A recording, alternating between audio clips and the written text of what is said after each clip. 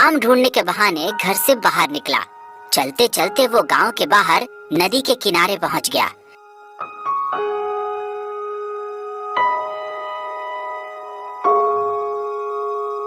नदी के पास ही एक अनार का बहुत ही बड़ा बगीचा था।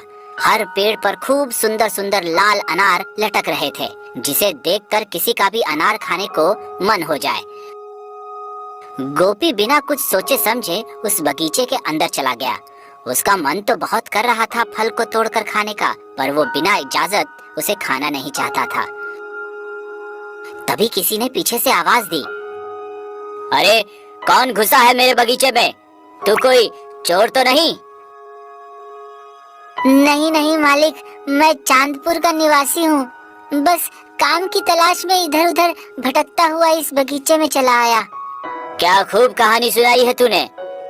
नहीं मालिक, इस पेड़ के अनार इतने बढ़िया दिख रहे थे कि मेरे पैर अपने आप ही इधर मुड़ गए। अगर आप मुझे कोई काम दे देते। हाँ हाँ जरूर, अब निकल यहाँ से। बड़ा आया चोर कहीं का। गोपी उदास मन से वहाँ से वापस लौटने लगा। उसे भूख जोरों से लगी हुई थी और अनार खाने का भी मन बहुत था, पर खेत के मालिक का व्यवहार देखकर वो चुप रहा। पीछे से तभी जमींदार ने आवाज दी और एक सूखा अनार का टुकड़ा उसकी तरफ फेंक दिया, जिसे किसी पक्षी ने खाकर गिराया था। गोपी ने वो टुकड़ा उठा लिया और वहाँ से आगे चला गया। रास्ते में उसे एक बूढ़े बाबा मिले, जो धूप से परेशान होकर एक पेड़ के नीचे बैठे हुए थे। गोपी भी उनके बगल में जाकर उदास बैठ गया।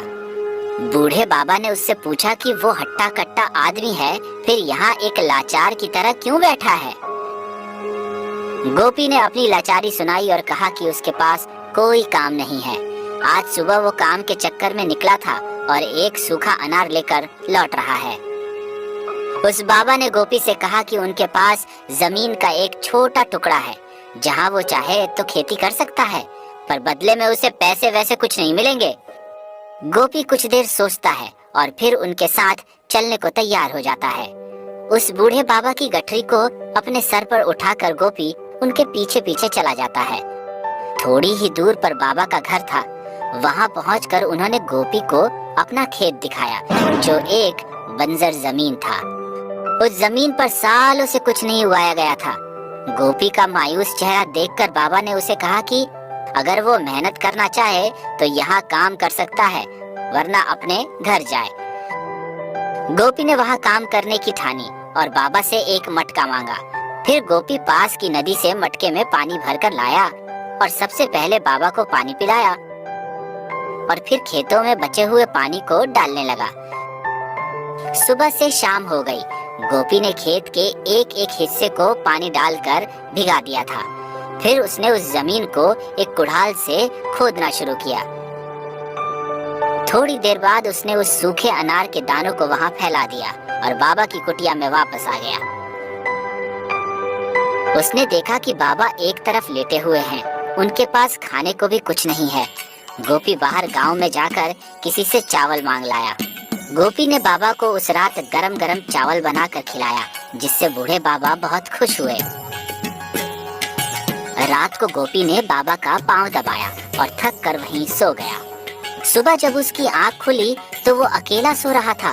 बाबा वहाँ नहीं थे। वो तुरंत खेत की तरफ गया। उसके आश्चर्य का ठिकाना नहीं रहा जब उसने देखा कि अनार के पौधे निकल आए हैं। गोपी फिर पिछले दिन की तरह मटके में पानी लेकर आया और खेतों में डालने लगा। देखते ही देखते उसने पूरे खेत में अनार के बीज फैला दिए और फिर शाम को पिछली रात की तरह उसने बाबा के लिए खाना बनाया और उन्हें खिलाया। कुछ ही दिनों में बाबा के खेत में अनार के बड़े बड़े पेड़ हो गए थे, जिस पर लाल लाल अनार लटक रहे थे। गोपी ने बाबा से कहा कि वो इन अनारों को बेचने जाएगा और जो भी पैसे आएंगे उससे उनकी जिंदगी आसान हो जाएगी।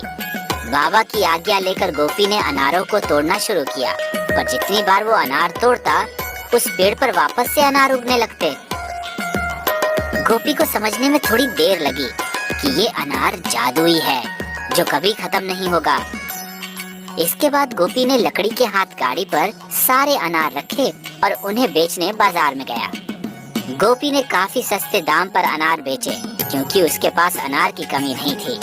उसी बाजार में जमींदार भी बैठा था।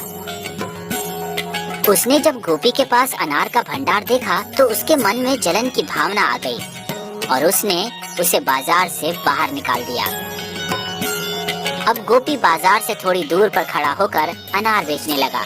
देखते ही देखते लोग गोपी के पास जाकर अनार खरीदने लगे क्योंकि जमींदार के अनार किसी को पसंद ही नहीं आ रहे थे। थोड़े ही दिनों में जमींदार की दुकान पर अनार सूखने लगे, उस पर मक्खियां भिनभिनाने लगी और गोपी की दुकान पर लोगों की लाइन बढ़ने लगी। अब गोपी ने बाबा की कुटिया को एक बड़े घर में बदल दिया। अपनी पत्नी और बच्चों को भी वहां लेकर आ गया।